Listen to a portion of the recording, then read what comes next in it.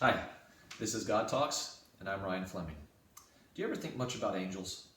There's a lot of speculation about, about who they are, what they do, where they go, what their mission is, what their purpose is.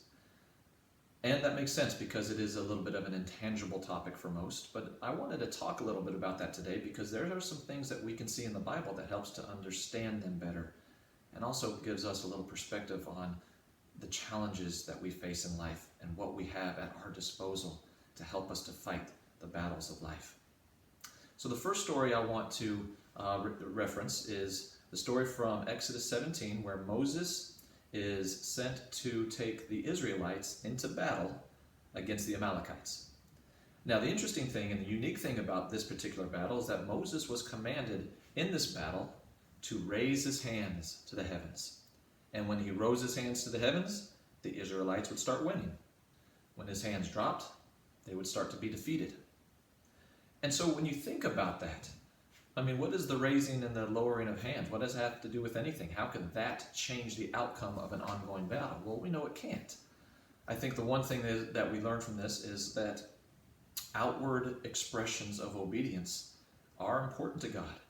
This is Moses.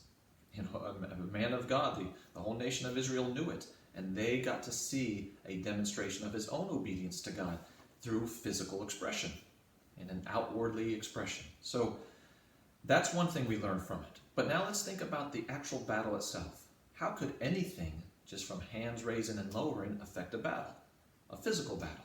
Well, because there were spiritual elements to it. There are spiritual battles that we have to be aware that are going on at all times. So when Moses raised his hand, the angelic forces brought victory. Okay, so we have to realize the connection between the physical and the spiritual. Now, before we establish too much more of that, let's make sure that this is not more speculation. So in Hebrews chapter 1, verses 8 and in verses 10, God talks about his angels. And it says that he makes them his spirits, and that his ministering spirits, which are the angels, are flames of fire, and they are sent to minister to them who are to be heirs of salvation. So that's us. So he's saying that their purpose is to be sent to us, to serve us, to help us. Now keep in mind, I heard somebody say this, and I tend to agree. I wouldn't say it's like biblical scripture necessarily, but it makes sense. He said there is no battle between God and the devil. And I'll add in the way that we think, that God's striving and struggling and fighting against a formidable opponent.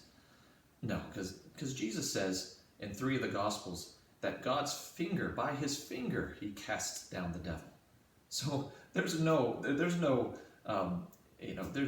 battle that he is struggling against with the devil. The battle is between angelic and demonic forces. Okay? Now, did you know that you have a role to play in that? In Ephesians 6:12, it says that our battles are not against flesh and blood, but they're against powers and authority and darkness of this world in the spiritual realms, in the heavenly realms. That's where our battle really is. So before we move on, keep in mind, that is discouraging us from going to battle against each other.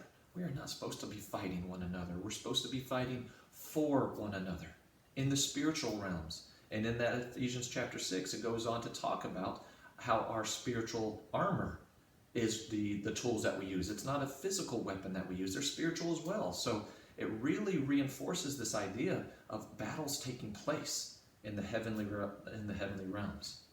So one of the ways that we participate in that battle, we take up arms, is in fasting. So we talked about Moses' hands being one outward expression. We see that in church. We see that in worship. Hands being raised. We see other examples of that throughout the Bible. But in that story of the Amalekites against the Israelites, we see that he showed the power and the favor that was incurred and the spiritual release that came from his physical obedience. But now we have in Isaiah where God is talking about fasting. And here's what God says. Is not this the fast that I have chosen? To loose the bands of wickedness, to undo the heavy burdens, and to let the oppressed go free, and that you break every yoke. Is this not the fast, to deal thy bread to the hungry, and that you bring the poor that are cast out to your house? when you see the naked that you cover him, and that you hide not yourself from your own family and flesh? And here's the reward of it. He says, then shall your light break forth as the morning. I love that. Then your health shall spring forth, and your righteousness shall go before you, and the glory of the Lord shall be your reward. Then shall you call, and the Lord shall answer. You shall cry, and he shall say, here I am. So think of Daniel chapter 10. We have an example of fasting. Now he shows his physical obedience in fasting there, fasting and praying, out of his love for the Israelites. So in chapter 10, it starts off by saying what it was he was fasting. He was not going to eat any meat or bread, and it mentions that he ends up fasting for 21 days. However, I don't think the 21 days was a plan. Interestingly enough, that's just my only opinion. We tend to fast, and we have titles on it. It's the Daniel fast or another fast, and that fast lasts this long, and it's of this nature. But I think that's kind of what we've put into it, and that's fine. But I do want to point out that it seems to me that Daniel was simply praying and fasting for an answer. Looks to me like he was going to keep praying and fasting until he got an answer. Because he did have experience with knowing that when he fasted, he got answers. That he was shown favor. That he became desirable in the eyes of the Lord through his prayers and his fasting. And I say that about the length of time because what we see in this chapter is that Daniel is on the 21st day when one day he's praying and a hand touches him. And it's the hand of the angel of God. And he trembles. Now many say that that angel is the angel Gabriel. And I'm not sure about that, but it's very possible. And what the angel tells him is that the moment that your words went up, we responded. Okay, so the moment he started praying, we responded is what he was told. But he said, the angel said, but I was held up. It implies that he was held up in the spiritual realms because it says he had to fight against somebody. Fight, so to speak, against a resistance as he attempted to come to Daniel. And he said that even Michael, the chief angel, Michael the archangel, came and fought with him in order to gain the victory so that Gabriel, if that's who it was, could have the freedom to finish and come down to Daniel. And so what he did was he told him that since you sought understanding, I was sent to bring you understanding. And then what we have is the book of Daniel and the story of that particular prayer and fasting and the understanding that was gained that Daniel was able to record for all the world to read for the rest of time. And we still have that privilege today. So talk about reward, talk about favor. In the text there in chapter 10, there's a part where it shows that Daniel became desirable, highly favored. And it's through an act of outward physical obedience. So we see the importance of that. We know that what matters most is what's in the heart. But it doesn't end there. I think a lot of times we make the mistake of thinking, as long as we got it right in the heart, then I don't have to do anything else. But you just don't see that in the Bible.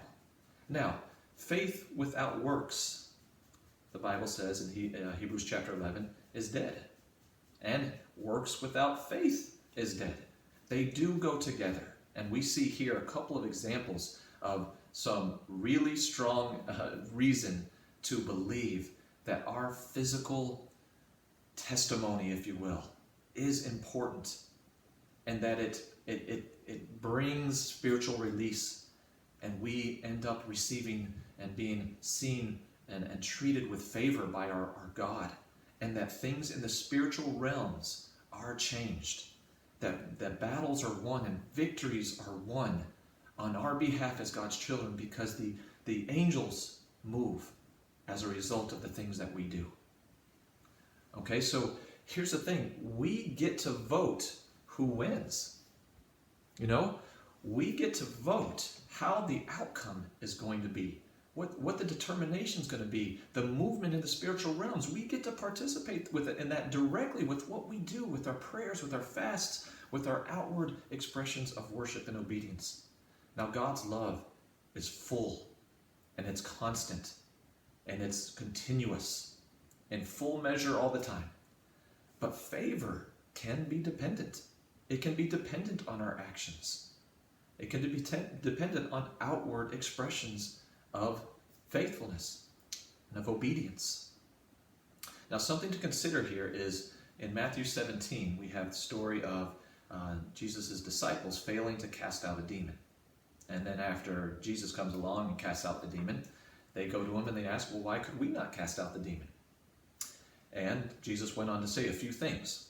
First, he says that this is an unbelieving and perverse generation. Then he goes on to say, and this type can only be cast out with prayer and fasting. So let's unravel that and unpack that a little bit.